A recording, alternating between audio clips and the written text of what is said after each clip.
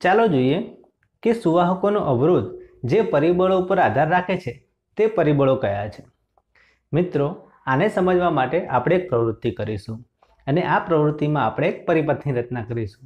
આ પરિપથ આકૃતિમાં દર્શાવ્યા પ્રમાણેનો હશે। ચાલો એની રચના કરીએ।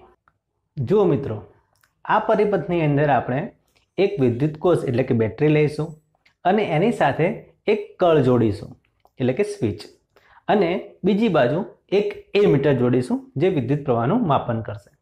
મિત્રો, અહીંયા બે છેડા ખુલ્લા રાખીશું જે x અને y છેડા તરીકે ઓળખાશે। મિત્રો, અહીંયા જે x અને y બે છેડા છે એની અંદર આપણે જુદા જુદા તારો ગોઠવીશું અને વિદ્યુત પ્રવાહનું માપન કરીશું। સૌથી પહેલા આપણે જે x અને y છેડા છે એની અંદર એક નિક્રોમનો તાર જોડીશું અને સ્વિચ એટલે કે કળને ચાલુ કરી દઈશું। હવે તમે જુઓ કે એની અંદર જે મીટર જોડેલું છે એમાં કેટલો વિદ્યુત પ્રવાહ બતાવે છે। મિત્રો, એ એક ચોક્કસ વિદ્યુત પ્રવાહ બતાવશે। મિત્રો, જે નિક્રોમનો તાર હતો L લંબાઈનો, હવે આપણે એની તારની લંબાઈ વધારી દઈશું એટલે કે તારની લંબાઈ બમણી કરી દઈશું। ત્યારે તમે જોશો કે જે પહેલા વિદ્યુત પ્રવાહનું જે માપન કર્યું હતું એમાં જેટલું વાંચન આવ્યું હતું એના કરતાં આ વખતે અડધું આવશે। ત્યારબાદ મિત્રો, આપણે જે પહેલા નિક્રોમના તારની લંબાઈ L લીધી હતી એટલી જ લંબાઈનો તાર લઈશું, પણ આ વખતે એ નિક્રોમના તારની જાડાઈ એટલે કે આડછેદનું ક્ષેત્રફળ વધારી દઈશું અને ફરીથી વિદ્યુત પ્રવાહનું માપન કરીશું। ત્યારબાદ આપણે એક L લંબાઈનો કોપરનો તાર લઈશું અને એની સાથે આ પ્રયોગનું પુનરાવર્તન કરીશું। મિત્રો, તમે જોશો કે આપણે નિક્રોમના તારની જુદી જુદી લંબાઈ, જાડાઈ અને કોપરનો તાર લઈને આ પ્રયોગ કરવામાં આવે છે ત્યારે જે વિદ્યુત પ્રવાહ મળે છે એનું મૂલ્ય અલગ અલગ હોય છે। મિત્રો, આ પ્રયોગ પરથી 3 તારણો નીકળે છે। ચાલો જોઈએ। પહેલું, કે જ્યારે આપણે તારની લંબાઈ બમણી કરી દઈએ છીએ ત્યારે જે વિદ્યુત પ્રવાહ છે એનું મૂલ્ય અડધું થઈ જાય છે। આનું શું કારણ હશે?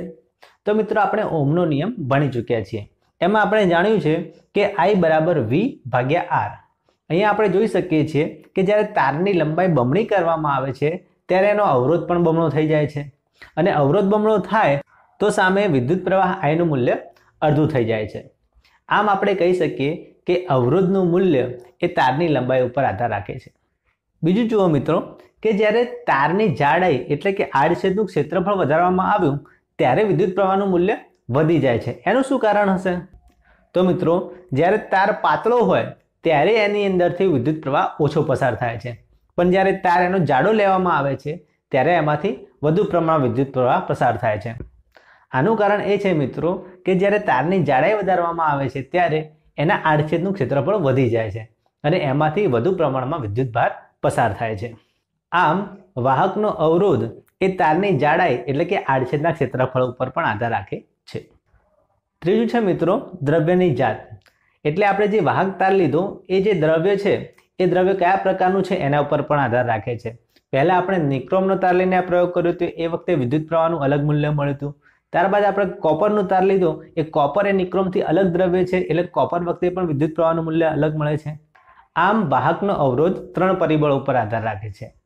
1, વાહક તારની લંબાઈ, 2, વાહક તારની જાડાઈ એટલે કે આડછેદનું ક્ષેત્રફળ, અને 3, એ વાહક તાર જે દ્રવ્યનો બનેલો છે તે દ્રવ્યની જાત।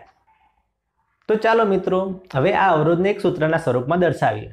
તો તમે જુઓ કે અવરોધ R ચલે છે L, એટલે કે અવરોધ R એ વાહક તારની લંબાઈના સમપ્રમાણમાં હોય છે, એટલે કે જેમ જેમ વાહક તારની લંબાઈ વધે છે એમ એનો અવરોધ પણ વધતો જાય છે, એટલે કે R ચલે છે L। તે જ પ્રમાણે આપણે જોયું કે જે અવરોધ છે એ અવરોધ એ જાડાઈના વ્યસ્ત પ્રમાણમાં હોય છે, એટલે કે જેમ જેમ વાહક તારની જાડાઈ એટલે કે આડછેદનું ક્ષેત્રફળ વધતું જાય છે એમ એમાંથી વિદ્યુત પ્રવાહ સરળતાથી પસાર થાય છે, એટલે કે અવરોધ એની અંદર નથી।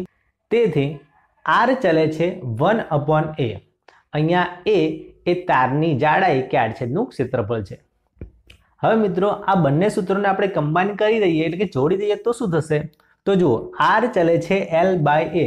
એનો મતલબ એમ થાય કે જે અવરોધ છે R એ વાહક તારની લંબાઈના સમપ્રમાણમાં છે, જ્યારે એ વાહક તારની જાડાઈ એટલે કે આડછેદના ક્ષેત્રફળના વ્યસ્ત પ્રમાણમાં છે।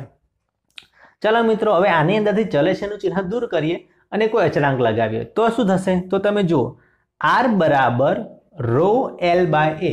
અહીંયા જે આપણે અચળાંક મૂકે છે એ ρ છે। મિત્રો અહીં જે રો છે એને સમપ્રમાણતા અચળાંક પણ કહેવામાં આવે છે, એને અવરોધકતા પણ કહેવામાં આવે છે, એનો SI એકમ ઓમ ઇન્ટુ મીટર પણ છે.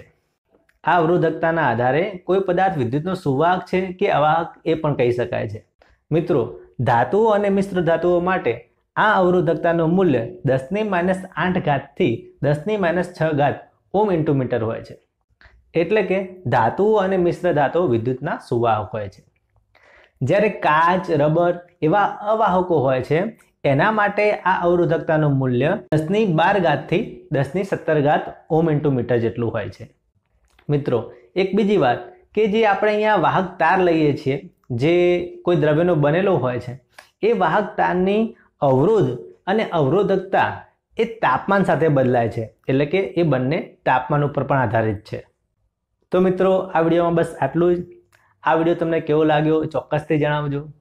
જો આ વિડીયો તમને ગમ્યો હોય તો લાઈક કરો, કમેન્ટ કરો, શેર કરો અને જો તમે અમારી ચેનલ પર નવા હો તો સબસ્ક્રાઈબ કરો. થેન્ક યુ દોસ્તો.